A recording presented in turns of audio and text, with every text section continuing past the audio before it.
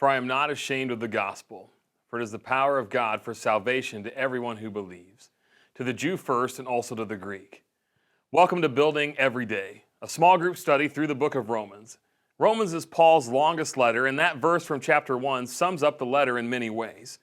Romans is all about the gospel message, the good news of Jesus, which has the power for salvation for all people, regardless of who they are or where they've come from. Each week, you and I are going to spend just a few minutes together to help introduce what you'll be talking about in your small group for the evening. So let's jump in. There are certain things in life that you'd rather just skip over or ignore if you got the chance. Maybe it's that crazy relative you'd like to avoid at the family reunion, or that professor that takes extra pleasure in giving failing grades and 50-page papers. Maybe it was vegetables on your plate as a kid, or the chore you had to do. And we have places like that too, the creepy basement in your house or the haunted house up on the hill. We all could come up with our own list of things like that if we wanted to. And if we could, we would just skip right over them, right onto the good stuff. Sometimes Romans 1 gets treated like that. We'd like to skip right over this and get to the good stuff in Romans. Jump right over all this talk about how sinful we are and how far mankind can get from who God intended us to be. It's tempting to want to just skip right over this and get into the more fun stuff of Romans, like grace and forgiveness and redemption. But we can't. Romans 1 isn't just important, it's essential to the rest of the book of Romans. It's essential that we cover it first, just like Paul intended when he wrote the letter. Just like spending time with a crazy relative makes you appreciate the good ones you often take for granted, discussing our sinfulness makes us appreciate the one who forgives us, the one we often take for granted. That professor that makes you do hard things, well, he makes you a better student in the end.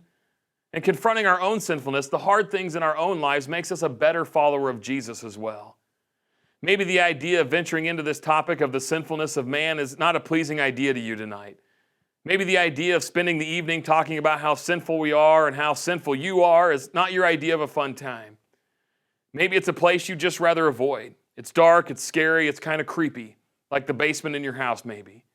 But the reality is, just like the creepy basement that's a part of your house, whether you like it or not, sin is a part of our lives, whether we like it or not.